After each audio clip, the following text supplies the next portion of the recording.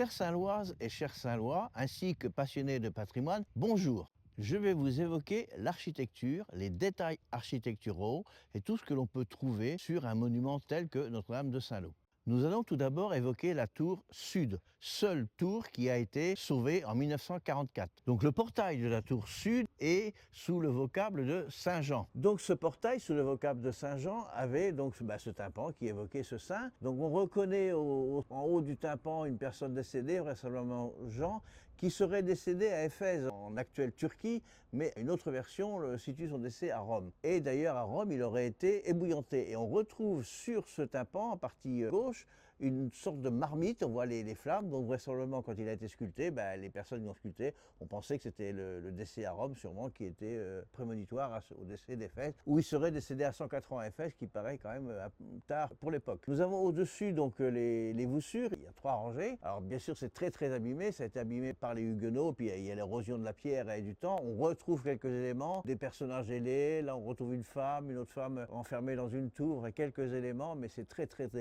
dégradé. Et par chance, on a quand même sur la partie gauche 2 anges avec un blason qui pourrait peut-être été buriné, un blason. Et ces 2 anges, celui de gauche a un léger sourire, un peu sans rappeler l'ange de la cathédrale de Reims. Donc voilà, et puis bien sûr en partie basse, on a des niches qui ont perdu aussi leur statut au moment des guerres de religion. Voilà pour ce que l'on peut dire de ce portail Saint-Jean. Et nous avons en haut à droite l'épitaphe qui relate la construction de la tour sud et qui indique la date de 1464. Nous avons aussi sur cette façade des petits personnages, on va dire un peu fantastiques, notamment sur ma droite où vous avez un personnage avec des ailes, un personnage un peu avec des griffes. Voilà, donc pour ce qui est du portail Saint-Jean. Donc après avoir évoqué le portail, je vais vous évoquer les parties hautes de la tour sud. Donc de chaque côté de la tour, nous avons une multitude de niches qui avaient forcément des statues qui ont été abattues vraisemblablement toujours à l'époque des Huguenots. Ensuite, nous avons une verrière, une très grande verrière avec au-dessus un gable. Et si vous regardez des photos et des cartes postales d'avant la guerre, il n'y avait pas de gable. Il y avait une sorte de trapèze de tracé en pierre, mais le gable n'existait pas. Alors c'est un choix vraisemblablement de l'architecte qui a reconstruit Notre-Dame de réaliser ce gable. On ne sait pas pourquoi, je n'ai pas trouvé de raison, j'ai beau chercher, il n'y a aucune raison évidente pour la réalisation de ce gable, mais c'est très bien, c'est joli, pourquoi pas. De chaque côté, nous avons 2 gargouilles. Elles sont forcément dégradées, celle de droite est même très dégradée puisqu'elle est consolidée avec des équerres en ferraille du contreplaqué, c'est quand même assez particulier. Et plus on monte, nous avons un certain nombre de petits animaux fantastiques également, parce que plus on monte, moins les Huguenots ont atteint des sculptures. Et vraiment au haut de la tour, avant la flèche qui n'existe plus, il y a des petits médaillons, on voit les petits médaillons ronds, ça fait un peu Renaissance, sur la partie haute de la tour. Donc nous sommes rue Henri Armiard, donc sur le sud de l'église, et si vous regardez, le mur fait un peu déformé. Donc l'église s'est élargie sur la partie du chœur, parce que des terrains seraient disponibles à ce moment-là. Donc on l'a construit, on s'est retrouvé avec un bâtiment un petit peu avec une excroissance, et que l'on retrouve à l'intérieur par une très grande chapelle. Donc sur la tour sud, nous avons un cadran solaire qui est vraiment inséré à la tour. Puis plus haut, on retrouve 2 gargouilles. On est un petit peu vraiment comme Notre-Dame de Paris, avec des gargouilles tout autour de Notre-Dame, avec des animaux fantastiques plus ou moins. Et il semblerait qu'ici, on a principalement des animaux qui ressemblent à des chiens, principalement. Et donc voilà pour les gargouilles de ce côté de la rue.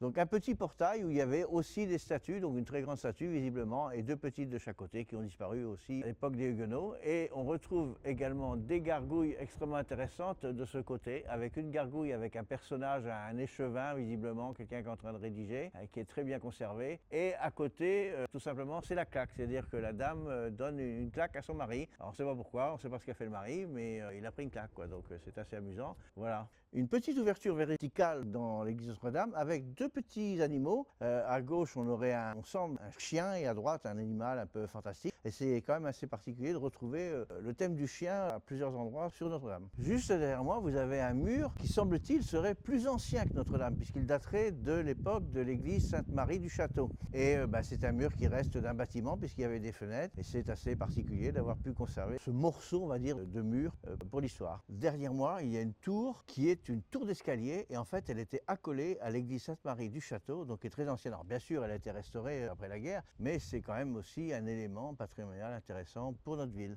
Donc nouvelle gargouille avec un animal qui a une crinière. Donc c'est le seul à peu près que j'ai pu voir dans les gargouilles. Et en dessous, on retrouve un petit personnage, pareil, avec un parchemin.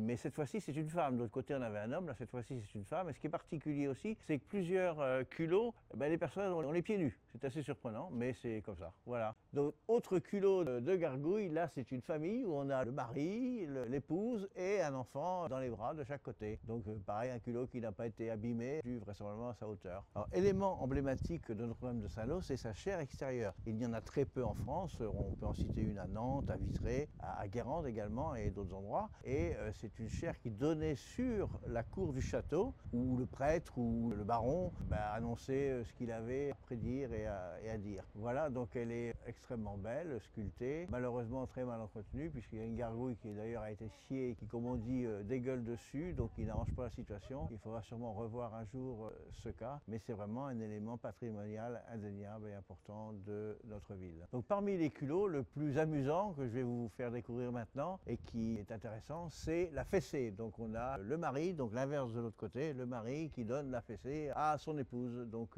voilà, il y a déjà une époque ancienne où des gens n'étaient pas sages. Donc encore un culot qui est intéressant, là on voit un moine encapuchonné avec un chapelet, mais ce qui est particulier, c'est sur le côté, on a un couteau de vigneron avec une branche de vigne, donc c'est quand même assez particulier, comme quoi on cultivait la vigne par chez nous, ça se confirme. Et plus bas, donc au-dessus de la porte, là nous avons un écusson, c'est le seul que j'ai trouvé autour de Notre-Dame, un écusson d'évêque puisqu'on retrouve la crosse au-dessus, mais je ne sais pas de quel évêque il dépend. Élément non patrimonial mais particulier de Notre-Dame de Saint-Lô suite à la dernière guerre, avec un obus figé dans le côté de l'église qui est tombé, alors ce qui est surprenant c'est qu'il est tombé à l'envers, a priori, enfin s'il est placé comme il est tombé, sur le culot, donc comment il a pu faire un tel trou dans Notre-Dame, il aurait sûrement pour moi rebondi, mais toujours est-il qu'il est là et il symbolise à la fois la guerre et Notre-Dame en même temps et sa restauration avec sa cicatrice. Nous sommes toujours sur le côté nord de Notre-Dame, à une partie qui n'avait pas de bas-côté, et à cet endroit, avant la guerre, existait une maison, donc cette partie reculée. Et vraisemblablement, cette maison a été parmi les premières détruites en 1944 lors des bombardements, puisque une fois détruite, Notre-Dame, du coup, a pris beaucoup d'éclats d'obus sur ces parties où était une maison, comme vous pouvez le voir sur les murs autour de la verrière, beaucoup d'éclats d'obus, et suite au combat de la libération de Saint-Lô, on retrouve vraiment un mur très abîmé et qui est resté en l'état. Donc de la tour nord, il ne reste malheureusement que la base, dont les sculptures étaient très belles vraisemblablement, puisque c'est très sculpté, malheureusement très érodé par le temps et bien sûr les différents intervenants au sein des guerres de religion. Peu de choses encore restent apparents, hormis si ce n'est qu'en partie centrale, on avait donc la crucifixion avec de chaque côté les croix des larrons, qui ne, aujourd'hui il n'y a plus grand chose. Voilà, c'est très très abîmé, mais c'était donc un beau monument, et cette tour-là d'ailleurs avait été la première construite, la première détruite. Je suis sur le pilier que l'on voit au sol, qui représente le pilier qu'il y avait entre donc, le portail de la Vierge à ma gauche et le portail de la mort et de la résurrection du Christ qui se trouvait à droite. Malheureusement, il n'y a plus rien, tout a été détruit en 1944. Voilà ce que je voulais vous dire sur Notre-Dame et tout ce que l'on peut y voir sur le plan architectural. J'ai retrouvé récemment une carte postale de Notre-Dame de Saint-Lô et de Saint-Lô d'ailleurs, qui a été éditée entre juin et juillet 1944. Sur cette carte postale, la ville est détruite, elle n'existe plus, elle a été détruite lors des bombardements du 6 juin 1944, mais Notre-Dame a encore ses deux flèches, et donc la flèche nord a été dynamitée, comme je vous le disais lors de l'épisode précédent, en juillet, et on aurait la date, ça serait le 18 juillet 1944, et la flèche de la tour sud aurait été abattue en 19 juillet 1944. Donc ça se précise et j'ai eu ça par des informations de personnes qui m'ont écrit. Je vous souhaite bel après-midi. Je vous donne rendez-vous pour le 3e épisode de Notre-Dame qui sera consacré à l'intérieur du monument où il y a là aussi beaucoup de choses à voir. À plus tard et merci.